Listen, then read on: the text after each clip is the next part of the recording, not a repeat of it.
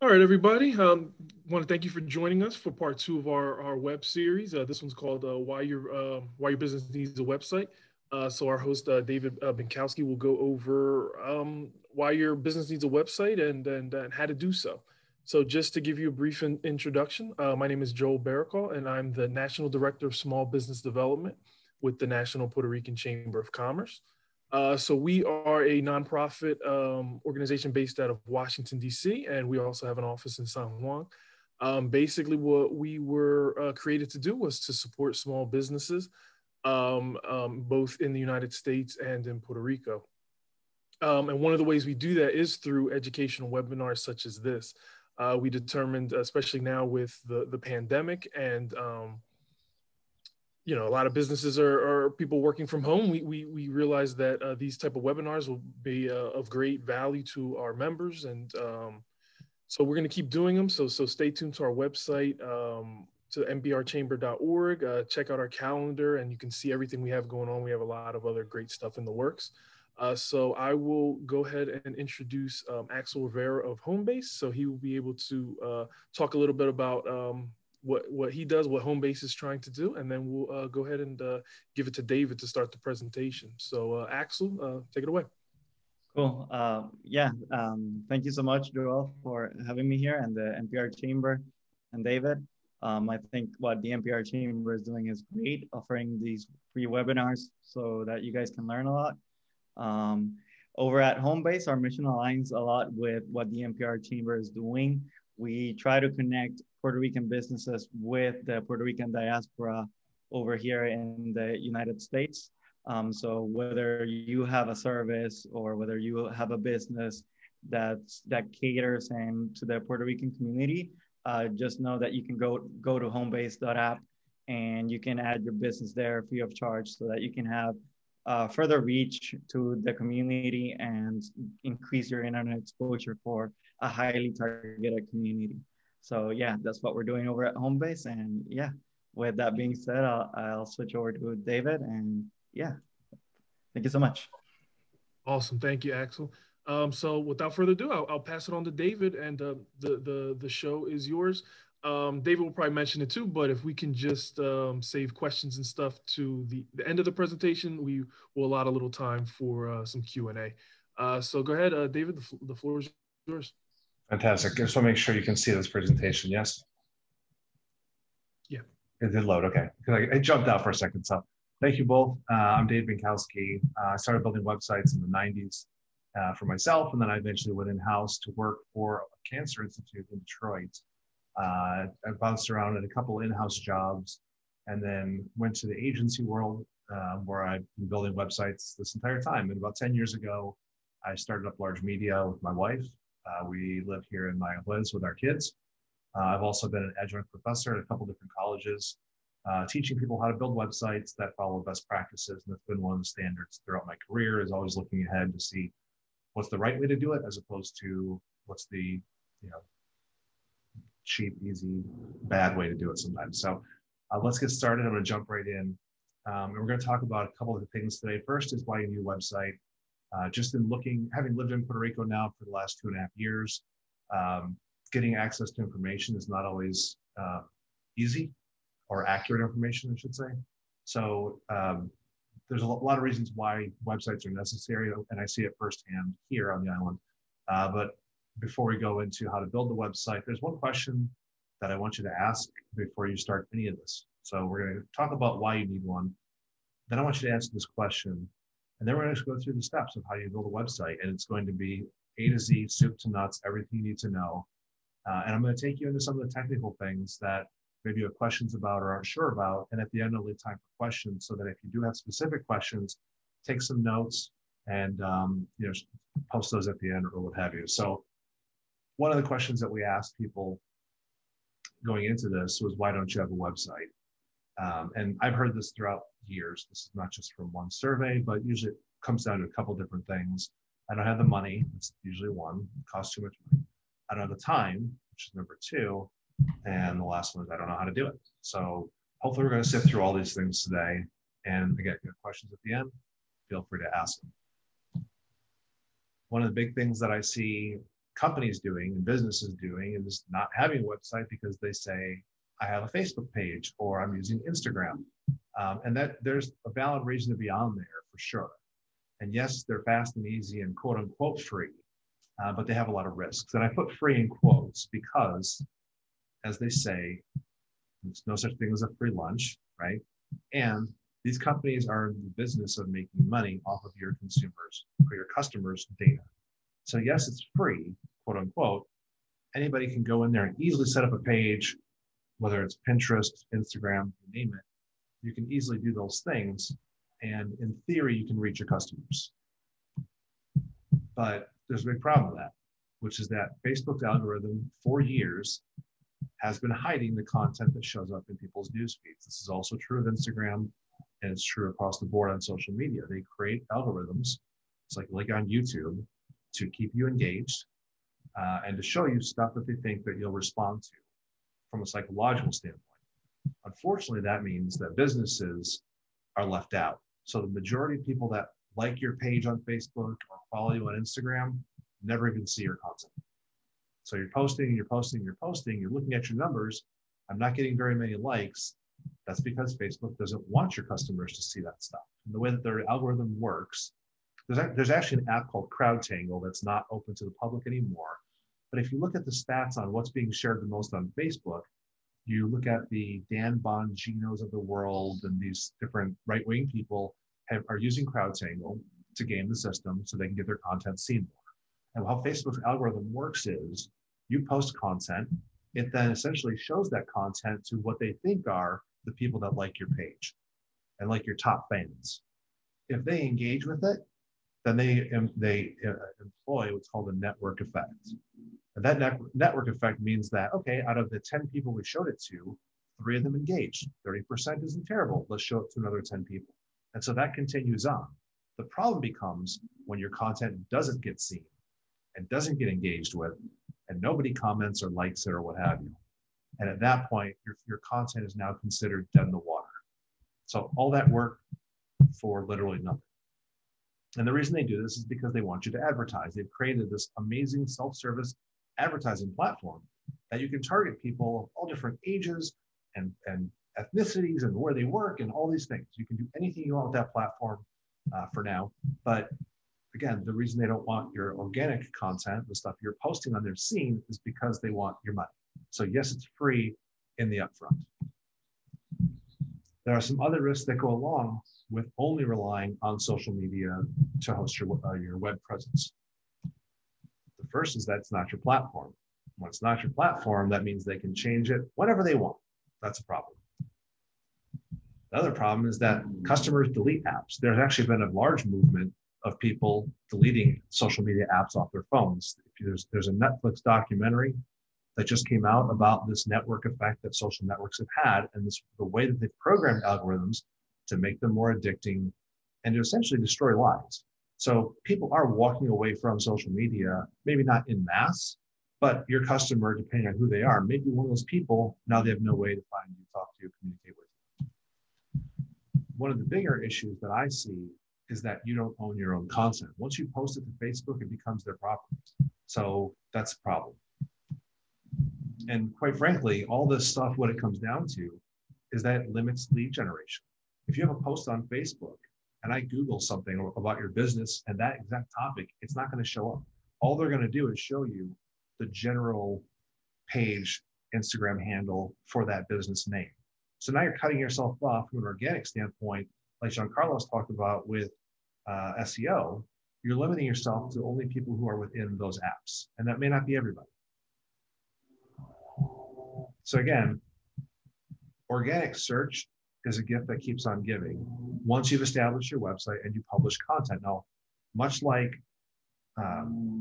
Facebook, who loves you to post content, and Instagram, which loves you to post new content, Google actually likes that too. And so if your website is set up with a content management system or CMS, you can do that anytime you want. In fact, some of these content management systems are smart enough to have apps or give you an email address where you can publish right from your email inbox. So there are ways of getting your stuff out there that don't involve necessarily putting all your eggs in a social media basket. In fact, if you look at large media stuff, we typically don't post on social at all. Every once in a while on Twitter, I'll use it to make fun of, some stupid meme that's going around or what have you. But overall, we don't really use social for our business. It's because social really doesn't drive a lot of our business. It's really word of mouth, face to face, more of a LinkedIn type, who have you worked with, who do you know, and that kind of thing. So for us, we look at social. We were actively publishing, if you look at our history, doing a post a day on Instagram, all these things, that we realized that it wasn't actually helping us gain customers or retain clients. So it didn't make sense for us. So again, going back to what I said, if you post content and you're like, people who like a certain product that I carry are going to find it. They're not going to be able to find it. And if you had a website, they would be able to find that. So those are some of the problems with that. And there's some other risks that go along with building a website. I'm not going to lie to you about this. Websites require maintenance. They require you to look at them, pay attention to them, and care for them, so to speak. So there are risks of websites like security. Now in the social media world, security comes from someone having your login or adding somebody who works for you as an admin, and then you let them go, or they get bitter or whatever, and then they start messing around with your page or deleting it. With your website, there are security risks. And I'm sure you probably see this in the news all the time about these hacks that are happening. So when you have a website, you are prone to being hacked. Now, again, most of these content management systems, hosting companies, et cetera, that are part of this do a really good job of securing all this stuff. So as long as you pay attention and you update your plugins and you make sure that any security breaches that have happened are not applicable to your stuff, you're good to go. Case in point, Large Media's website has been up for a decade and we've never been hacked. And we have our own, we rent a server, put it up ourselves, all that stuff. Never had an issue. Most businesses are not going to get hacked. So if you're looking at, it is a risk, but it's one, again, to be aware of. Websites require maintenance as well. And you can put up a website in which there are, it's a brochureware website. It just has your basic information about your business. And as long as your business doesn't change, I guess you can just leave it.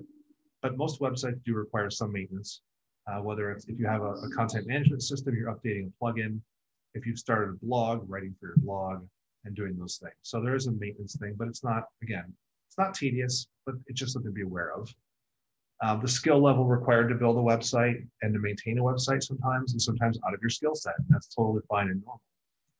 There are different ways of addressing that I'll get to. And then finally are costs. And this is something that is, it costs money to have a website the same way it costs your time to post stuff to social media. And there's different ways of going around this cost issue and figuring out what works best for you. So there's always a way to work around it, but the bottom line is that it's going to benefit you in the long run. So what are the benefits of having a website? Well, I'm just going to pop them all up right now. Number one, it gains credibility. And if I have a business and I was sending you emails from my personal email address, some bigger companies may look at that and say, why isn't he using his business name, right? Why isn't she using her business name? So just having a website does add an air of credibility where you can send people to your space that you own on the internet that you're in control of. And setting up email addresses is super easy as well. Number two is that you own all of your own data.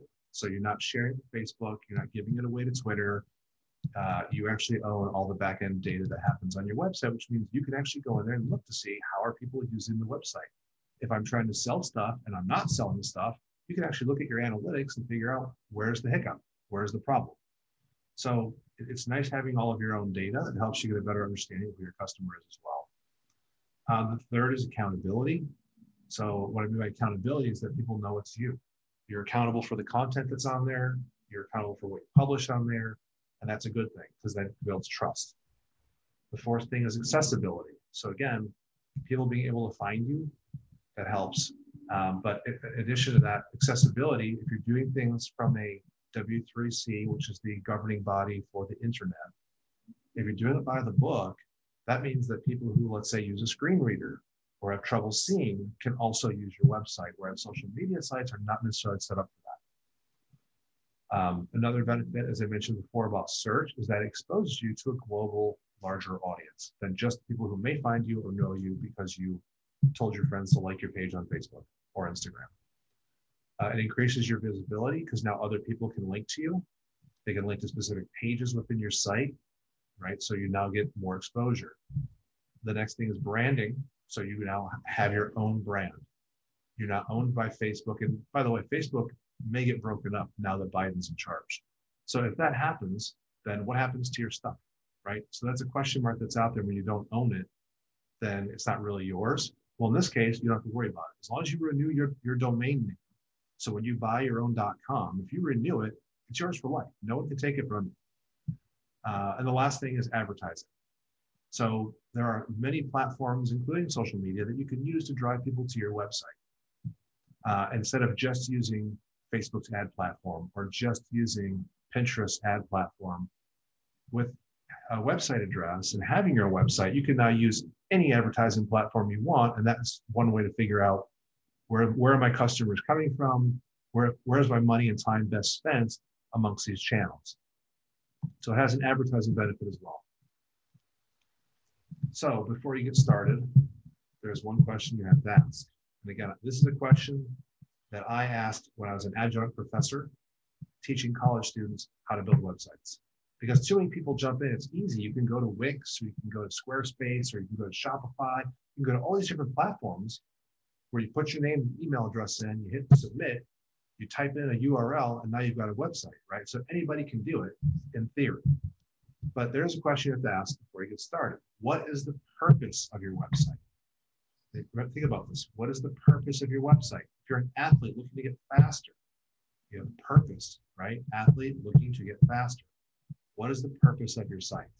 I had one person ask me, I want to build one for my church's community center. And I said, great. Why do you use the community center? She said, well, people book it for like events and functions. I said, awesome. Is it free? She said, no, it's not. I said, then you need an online booking tool.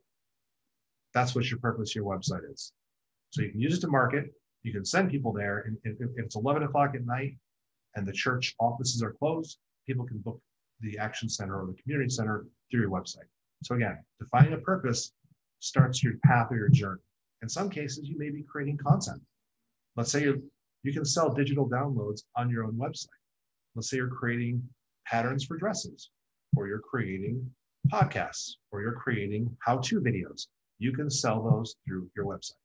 So again, having a purpose then helps you pick which path you're going down in terms of setting up all the things behind the scenes you need to make it happen to achieve that goal or purpose.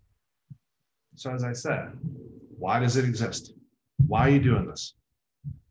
Is it just a brochure? Are you a lawyer and you want to just put up you can find my office?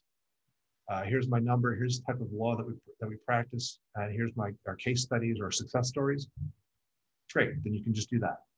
Are you trying to sell stuff online like e-commerce? Great, then we can define that.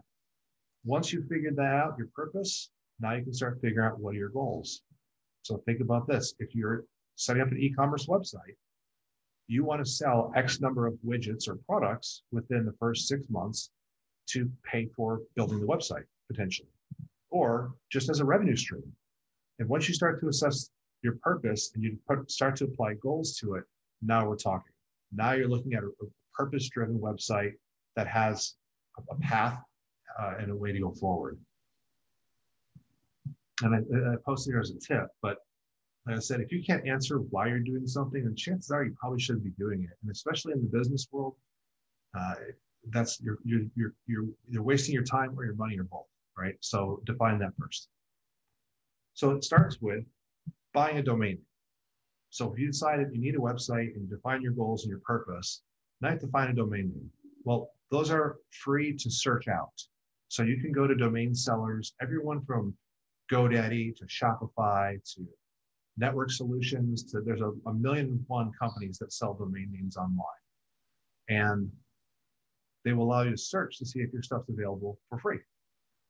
And again, this doesn't mean that if your name's not available, you just can't have a business online. No, it means you probably have to just get creative. So if your company name is something generic, it's probably not going to be available, but you can always get creative with it. So when I first started Large Media, largemedia.com was being swatted on by a guy in San Francisco. He's an advertising guy who buys domain names. And when you go to his website, he has a list of about 40,000 domains that he's just sitting on. And Large Media was one of them. So I contacted him and I said, how much for that domain name? And he said, $20,000. And I said, you're crazy. So I said, what's an alternative? So I bought getlargemedia.com. So that was my way around it.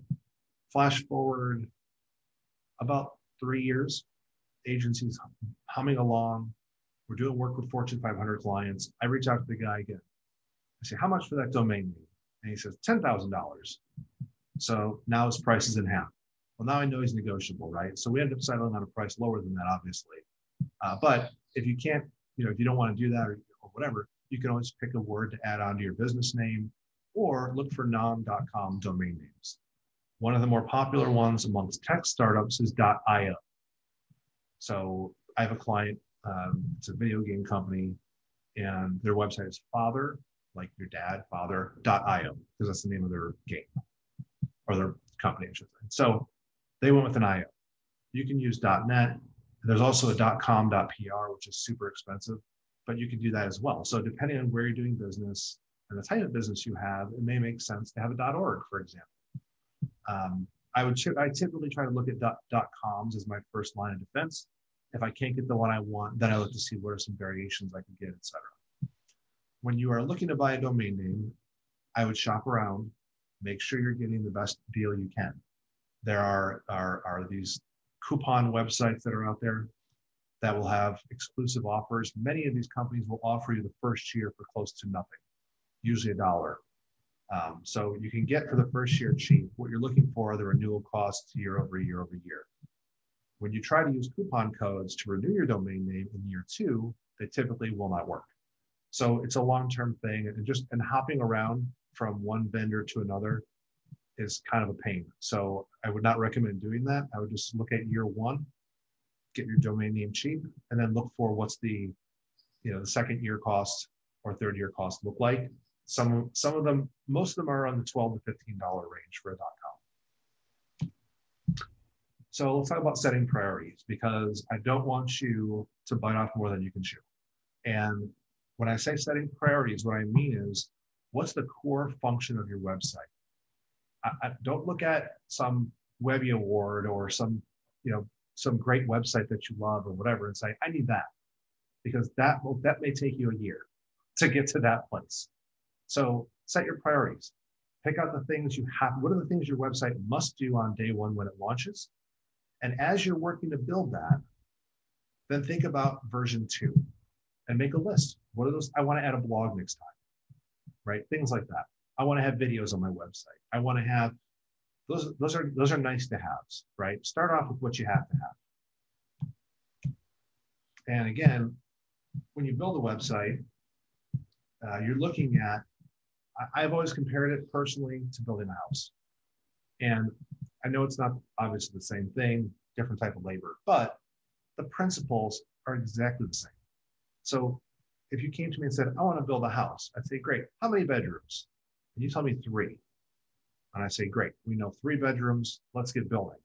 We break ground, we start building, and you say, I'm sorry, 4. Doesn't work that way, right? So now all of a sudden, if you had a timeline in place, your timeline is blown up, because now we're adding a whole new room to the house. We have to knock down a wall, etc. Let's say you're almost done with your house and you walk into the kitchen, you go, I don't like this tile, right? Now your timeline gets pushed back again. So your best bet is to create a plan for what you want to do, create a blueprint, so to speak. And that starts with just creating a list of pages and a taxonomy for how people will get to those pages. And you could do this in a Word document, a Google Doc, on a piece of paper. It doesn't matter. There's no special technology required to do this stuff, and it doesn't cost you any money. But if you're thinking about building a website, I like to look at other websites that are out there and see which ones do I like and why do I like them, and make notes of those things. So when you're building your own, you can incorporate that in there. But you're typically going to put things in there like a homepage, right? You have to have a homepage for a website. That's the first thing people see. And then you put your About Us section. If you're selling products or services, what's that all about, right? Those kinds of things. So what you want to do is list out on a piece of paper, on a Word doc, in a Google Doc what those pages are. And as you look around at other websites, start to figure out what type of content will you need so you can stick to your plan and timeline. And what I mean by that is you're going to have to write content. Unless you have someone who's going to write for you, you can write content. And there are rules around this. You can search those articles out about the best number of words per page per Google, which means it'll help your search rankings. You will need photos of some kind, whether you shoot them yourself, hire a photographer, or buy stock photos. So those are things to think about as you're building this stuff out. Again, if I came to you and said, I want a 3-bedroom house, the builder's going to say, how many bathrooms? If you say, I don't know, then we're not starting this building project. So that's the way you need to think about it. It's to get a very, very defined scope of what you want, and then populate it with content, and then your marching orders, you can start building from there. So if you're looking at building a website, a couple routes you can go. The first one, do it yourself, DIY. And there are tons of companies out there that allow you to do this. They offer website builders, and this acronym that I have up is what you see is what you get. So it's a visual editor. It allows you to drag a photo onto the page, and they worry about coding it and making sure it looks nice and it works. Okay, and this is not just Wix and Squarespace and some of the ones you may have seen TV commercials for or been served up ads online for. You could also use WordPress, which is, I believe it's the largest content management system in the world, and great for publishing. So if you'd like to have a blog, it's worth considering. It's not the best for e-commerce, but that's a different discussion. But even WordPress, which started off as a publishing tool for bloggers and for journalists and what have you, they've even implemented several different front-end visual editors that you can use on your website. They take a little time to figure out. Once you get it, it's okay, but it's not the most technical, difficult thing in the world. If that sounds like too much for you, you don't have the time or knowledge. And again, I used to work with someone in a web department, and we were talking about home improvement. He goes, time, tools, and knowledge. If you have the time and the tools and the knowledge, you can do it yourself. And the fourth thing was money. If you have the money, you just pay someone else. So that's where the outsource part comes up. Is just outsourcing it. It doesn't require technical knowledge, which is good. And the person who's building your website should be able to find you a domain name. They should be able to find you hosting for that, and then actually do the build and the testing and launching.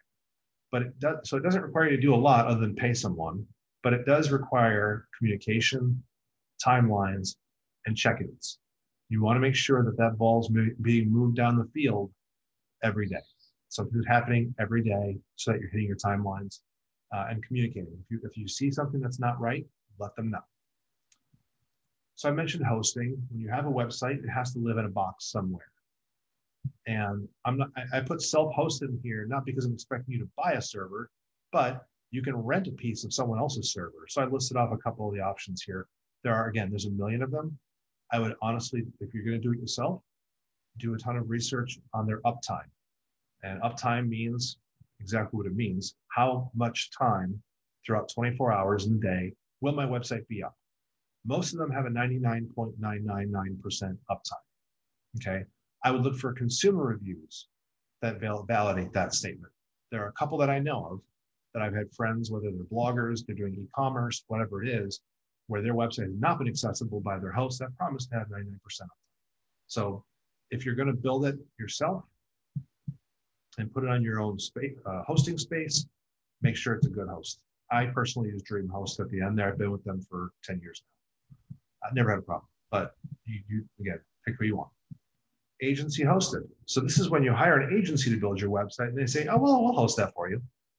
Now, there comes an inherent problem with that, which is that your stuff is now on something you don't own. So now we're right back in the social media dilemma. And again, it's rare, but I've seen it happen where agencies have held their clients' websites hostage. So if there becomes a point in the relationship where things aren't going well, and you say, I'm just going to walk away from this, well, they own all your website now. And so that's an issue. The plus side is they probably have people who are capable of looking at any kind of attacks on your website, like hackers, making sure it's backed up and things like that. And again, you can set up the self-hosted stuff so it's like that as well. But that's the agency benefit, I guess. Is that I have to worry about it. But again, I've seen it a few times where the agency relationship goes south, and now you're having to get lawyers involved to get your own stuff back, which is crazy. And the third option are what I'll say third-party hosting.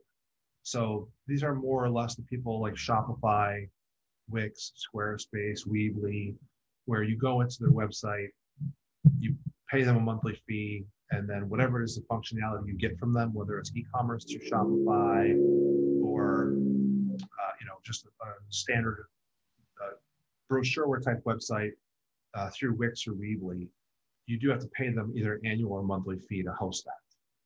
But they have that kind of CMS stuff all built in for you, so there's a benefit there as well.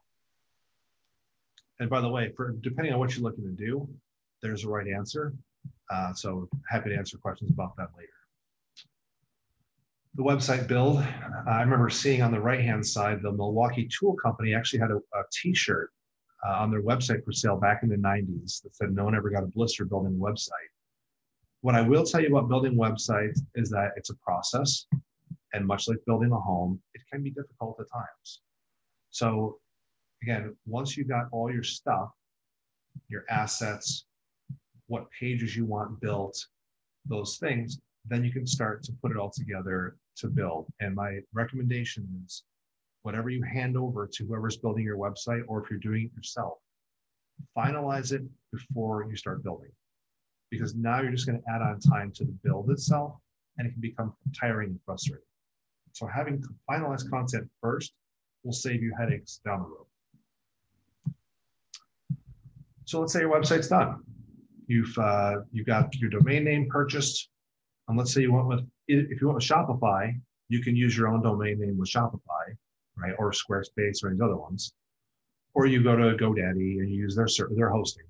You still have to connect those things. So if you're going to do it yourself, it's not hard to do. Wherever you bought the domain from, log in. They'll provide you with a login when you buy it.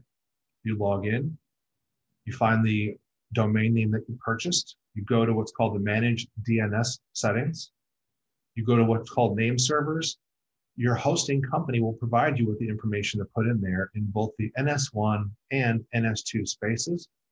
So for mine, it's ns1.dreamhost.com, ns2.dreamhost.com.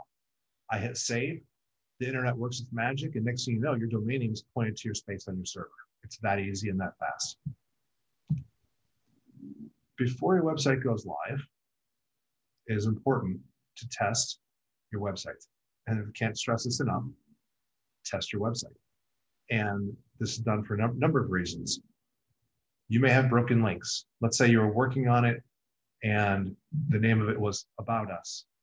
And then you change it to just About. And when you put the link in there, it's going to, let's say, about-us.html. Well, now that's an invalid page. So it has to go to about.html. So there are tools that are out on the internet, free ones, where you can type in your URL, hit submit, and they'll scan your website and they'll crawl it for broken links. So that's easy enough to do that. You also want to manually go through every page of your website and look for typos. And if an image isn't loading or asset like a video isn't loading. And what you'll see is a little X or a box or something that shows a broken image if it's not there, or just won't show up at all. So if you know it's supposed to be there and you're not seeing it, there's a problem with your code or with how it was implemented.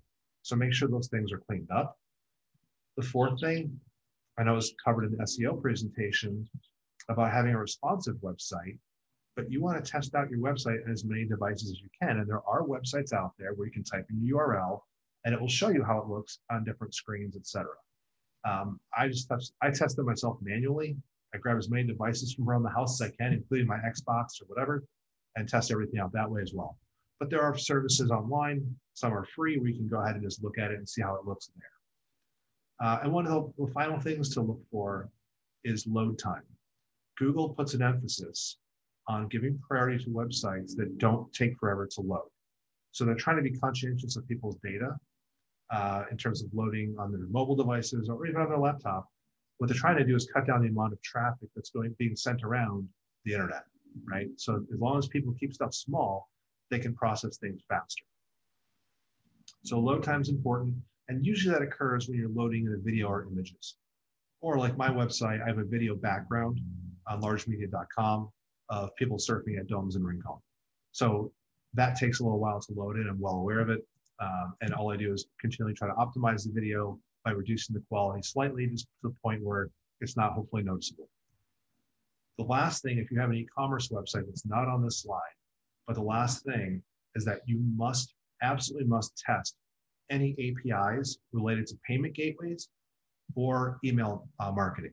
So if you're going to have an email list and you want people to be able to sign up for your email list, that needs to make sure it's connected to go somewhere. The same thing goes for e-commerce. If you are selling on your website, then your payment processor has almost like a beta version of their e-commerce API that you can use to test it, and it'll let you know, yes, it's paying the database appropriately. Therefore, when people try to use this on the live site, you will get paid, which is important. So you want to make sure your e-commerce stuff is working as well. A quick story. We were doing a pre-order campaign for a client, and we offered, we said we can build the website. He said, no, I have a guy. So, okay, we'll do everything else. He'll build the website. Well, we kept asking for links, never got a link. Friday morning, the embargo is lifted on the press releases. He gets TechCrunch. He gets Mashable. He gets the Wall Street Journal. He gets every publication you could possibly want for your launch. And we went to his website, and within 2 minutes started seeing people complaining on Twitter that the e-commerce page didn't work. So we went into the back end, and sure enough, the payment processing part was not set up properly. And when we tried to reach his developer, he was on a plane to go to the Philippines to go back to visit family. So we had no way of reaching this guy. So for the first 24 hours of this client's campaign, we had ads running, we stopped them. The press was already out there, can't change that. But for the first 24 hours of his campaign, before we were able to get our developer in to fix it, he lost about $500,000 in sales. So again, I'll say it one last time, please check your e-commerce to make sure it's working, because that's painful. Once that momentum's gone, especially around a launch like that, you can't get it back.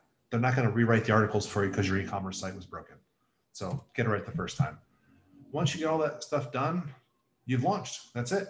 That's all there is to it. You've launched. So that phase is now over, right? Your site's up.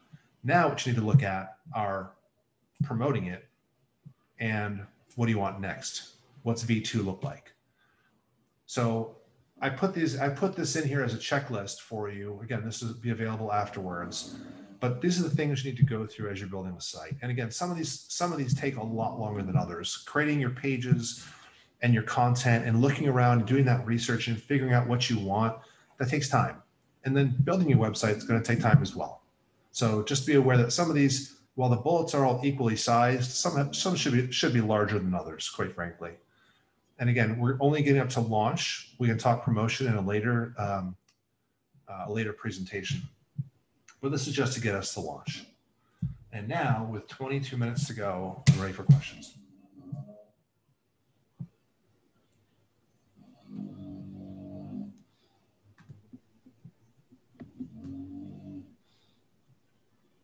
We got some chats. Great job, Dave. Here. Oh, thank you. So yeah, like Dave said, we have some time for some Q&A. I put it in the comments, but this full recording and the PDF will be shared with everybody who registered. So yep.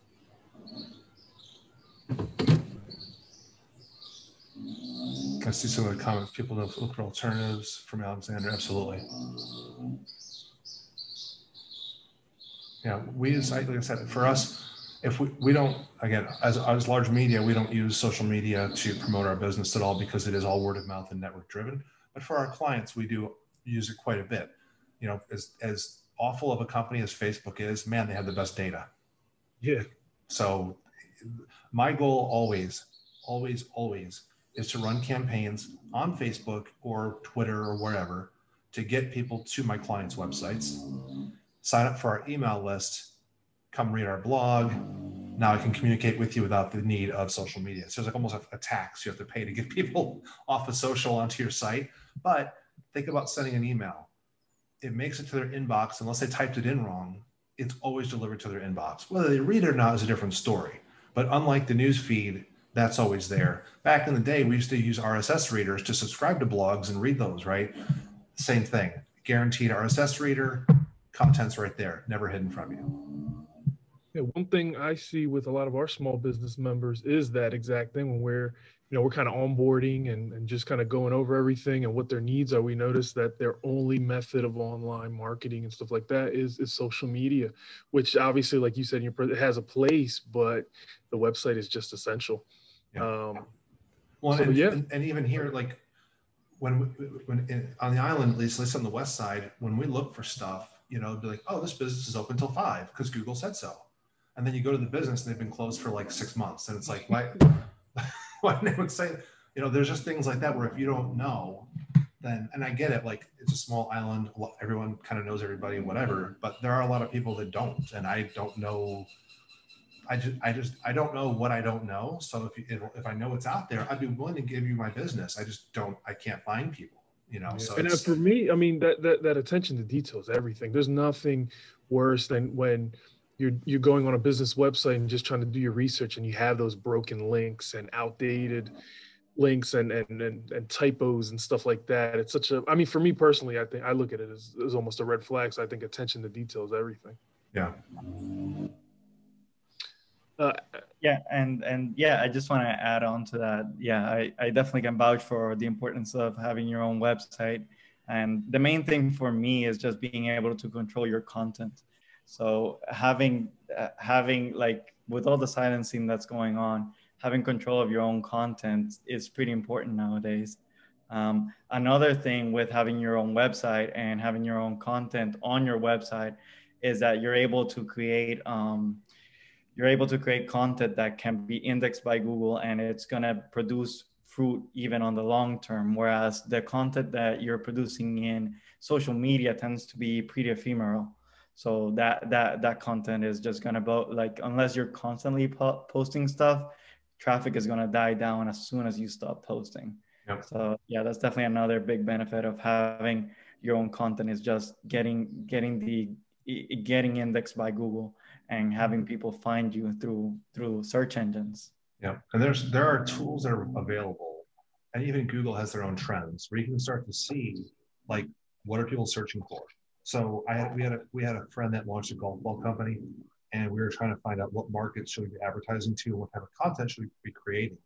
And so he launched it in the fall, and we were like, this is going to be warm weather only. Like nobody in the north is playing golf when it's cold out. So, but Arizona was our #1 target. So creating content specific to people in Arizona who are looking to golf, now we can introduce them to the ball. So if they're there looking for golf courses, we could insert ourselves into that conversation or find where those searches are already happening. And that's kind of what the internet is like looking at the data that's available and then seeing where does my stuff fit in those different sectors where my consumers or customers are searching. But to your point, I think social media content lasts like 24 hours max. And after that, it's just into the ether. It'll be on your page, but no one's going back to look at it. Like, as someone who's been running Facebook pages since they started, nobody goes back to look at your own content. Right. Definitely. One point you brought up that kind of hit home for me was kind of knowing what you need your website to do. I remember for my insurance brokerage, when we were redoing a website, you get tempted to have every bell and whistle that's available on the website. Then you realize, you know what, that might overwhelm people coming on there. It's better to just keep it as simple as possible and only really have what you need on there. So I thought that was a great point.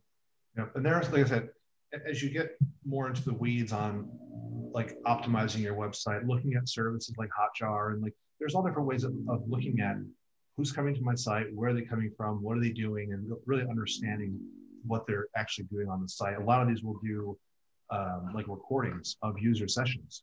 I think Hotjar gives you like a certain number for free every month, where they record actually what people's mouth clicks are, and they'll give you a heat map of where they've clicked on your website. You can start to see what's that user flow look like.